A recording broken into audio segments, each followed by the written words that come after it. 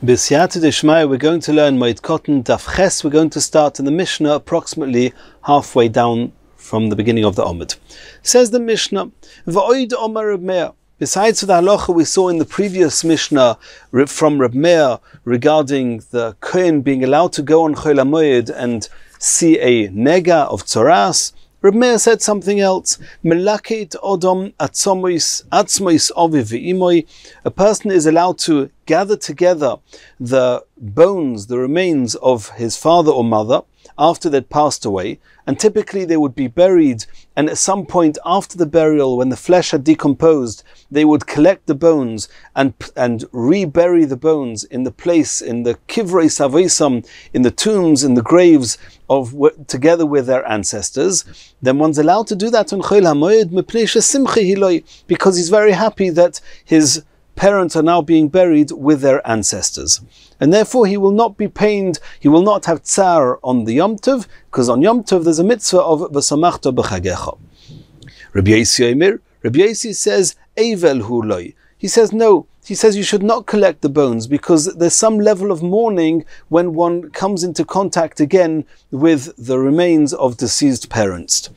Lo ye'orer odom al meiseh, another halacha, that in the 30 days before Yom Tov, a person should not arouse himself in mourning and to eulogize over somebody who had passed away, even a month or two before Yom Tov, or even earlier. In the 30 days before Yom Tov, a person should not arouse himself, v'lo yaspidenu, nor should he eulogize the mace, a person who's deceased. If they passed away in the 30 days before Yom Tov, then he should not eulogize them kodim l'regel shleishim yom, in the 30 days before Yom Tov.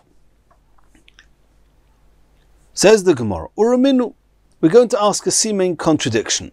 Hamalaket atzomois oviv ve'imoi, if somebody gathers the bones of his father or mother, hareza misabel aleim kol hayoim, then that day he's got to be on some level of mourning during that day.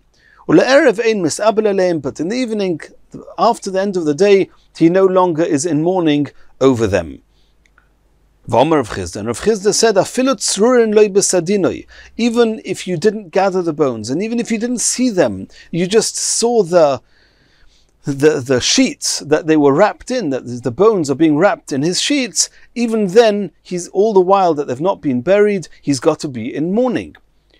So, in our Mishnah it says that Melakit Adam Atzmais Aviv Imoi Mipnei Shesimcha Hiloi, and this seems to contradict the Brisa. Omer Abaya Eima Mipnei Shesimchas Regel Olov. That even though, as the Brisa said, that under normal circumstances a person who comes into contact with the remains of his deceased parent would be in mourning, however, the Mishnah says because it's Chol HaMoed, because it's Yom Tov, and a person is so engaged with the Simchas Yom Tov, that will prevent him from feelings of tsar and mourning when gathering the bones of his parents, and therefore the Mishnah says, because it's Yom Tov, you're allowed to do it, and there's no issue of mourning. Continues the Gemara of Lo Ya'arer al Meisei, that we saw in the Mishnah, a person is not allowed to arouse himself to remember and to feel the pain of losing a close relative, and one shouldn't do that in the 30 days before Yom Tov. What does it mean not to arouse oneself? What sort of arousal is one talking about? Omarav kadhodar sabdono b'marova, in Eretz Yisrael, in the West, it was called Marova. Then it was typical that the eulogizers, the people giving the hespedim, would go round and they would say, primarily to the people, to the relatives of that deceased person, Yivkun imei kol merira liba, that cry with him, cry with me, this person, this eulogizer would go around, all those who are in pain from having lost this person, and that is called arousing people or re-arousing them for about losing a relative, and therefore one should not do that 30 days before Yom Tov. Asks the Gemara, what's this 30 days before Yom Tov? Why is it just 30 days before Yom Tov, not more, not less? Omer of Kahana, Omer of Yudah, Marav. There was an incident with a person, he would collect money or set aside money more accurately, la'alos l'regel. He would have a box and he would put every day or whenever he would put some money aside in order to be able to do the mitzvah of going to the Beis Hamikdash for Yom Tov. Uba sabdan, and then a eulogizer came, va'omad al Pesach beisoi, and he stood at his door, and this eulogizer was going to go and arouse the people, the relatives, to mourn and cry over somebody who had passed away. But there's a fee for that. V'notlason ishtoi, his wife took that money that was set aside for going to Eretz Yisrael, to Yerushalayim, v'noson loy, and gave it to this savdon. V'nimna, and therefore he was prevented, and he couldn't go to Yerushalayim, he couldn't be oile regel. And Ba'isa Shah, at that point, after that incident, Omru the Chachomim said, Lo ya'oyer odom al meiso, a person should not arouse himself over the dead, v'lo yaspidenu, nor should he eulogize somebody who had died, koidem l'regel shleishim yom. None of this should be done in the 30 days before Yom Tov, in fear that the money set aside would go to the sapdon, and they wouldn't have money to go and be oile regel. That is what Rav said. Shmuel Omar, Shmuel gave a different reason. Shmuel said, because a deceased person doesn't get forgotten for 30 days. And if you're going to eulogize somebody in the 30 days before Yom Tov, then you're going to continue and eulogize him and be maspid him and be in pain over the passing of that person through the Yom Tov. And therefore, in the 30 days before Yom Tov, you should not be engaged in hesped. What's the difference between Rav's explanation, there was an issue with the money, and Shmuel's explanation, because a person, his mind will be on the mace and he'll continue eulogizing on Yom Tov? What would be the difference, the halachic ramification of these two? If you have somebody who's happy to be a sabdon, to eulogize for free of charge, then no problem. According to Rav, there's no issue with it, because there's no problem of the money that's been set aside for Aliyah L'Regel will go to this person. But according to Shmuel, who says that Ein Ameis Mishtakach Min Aleiv Shloshim Yom, the issue will still apply. Continues the next Mishnah. Ein Choifrin, one does not dig on Chol HaMoed, Kuchin Ukvoris, which are different types of burial caves and tombs. But Moed, you're not allowed to do that on Chol HaMoed because it's extreme effort. They typically would have dug these graves even before a person passed away, so that they should be ready when he passes away. One's not allowed to dig that on Chol HaMoed. But one's allowed to modify these caves on Chol HaMoed. We'll see in the Gemara what that means. Continues the Mishnah. One's allowed to make a washing pond on Chol HaMoed. It's not so much effort. And you're allowed to make a coffin im hameis b'chotzer, with the deceased person in the chotzer.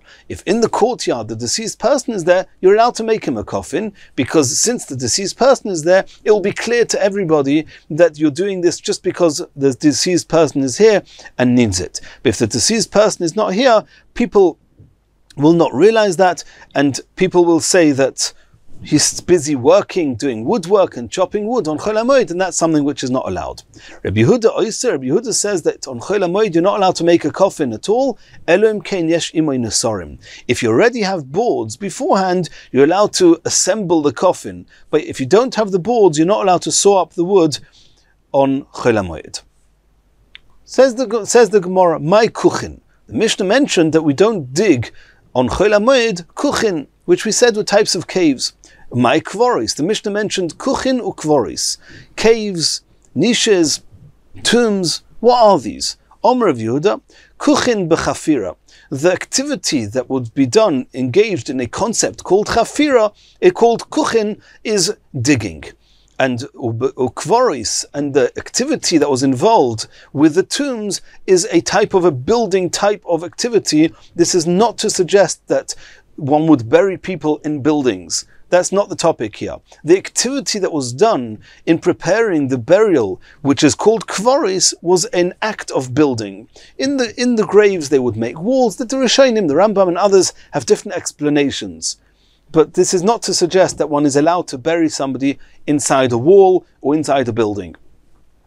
Tanya Nami Hachi, we saw brisa to this effect. Elu hein kuchin ve'elu hein kvoris, kuchin b'chafira ukvoris b'binyan. Exactly what Rav Yehuda said. We saw in the brisa that preparing kuchin is an activity of digging, and preparing kvoris is an activity of building. We saw in the Mishnah that you're allowed to modify these caves. Keitzad mechanchim, what would they do? Amar of Yehuda, Shem hoya aruch, if it was too long, mekatzra, you can shorten it, b'masnita. And in the Brisa we learned, marich boy or marchiv boy, that you can lengthen it if necessary and widen it if necessary.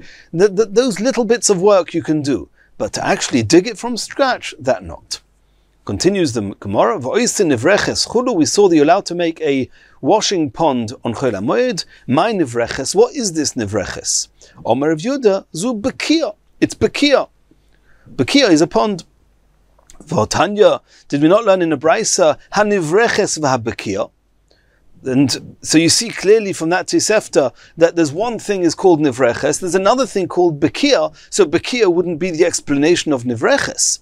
Omar Abaya v'itemer of Kahana, either Abaya or Rav Kahana said both of them are ponds. However, there's a primary pond and there's a secondary pond where the overflow of the main pond would flow into the smaller pond. So that's Giha, which is the primary pond, Ubergia, and the smaller one. The one is the Nivreches and one is the Bakia. Continues the Gemara, Va'orin, you're allowed to build a coffin imames bechotza with the deceased person in that courtyard where you're preparing the coffin. Tanina lahadaton rabbanon, we learnt in Brisa, oisin kol tzorke ames, you can do all the needs of a dead person on Chol HaMoed, goizin loisare, to shear to cut off his hair, umachapsin loiksusoi, and to wash the clothes, the shrouds that you need for him, va'oisim loiorin, and you can make him a coffin, umenasrin Hamanusorim me'erev Yom Tov. And minasorim, sorry. Minasorim hamanusorim me'erev Yom Tov. One's allowed to make a coffin from boards that have been sawed and prepared from before Yom Tov, as we saw. Reb Shimon ben Gamliel Omer af meviin eitzim umanasron. Reb Shimon ben Gamliel says you can even bring woods that have not been prepared and you can saw them to size, betzina b'seich beisi, provided you do it in private inside your home and not in a public area. In a public area, people will see you cutting up wood and won't know why you're doing it. And on Chol HaMoed, they would think you're doing an Isser. And therefore, if you need to, take the woods and chop them up in your home and in private. And in Yitzchok, in the next Shiur, we're going to learn the next Mishnah.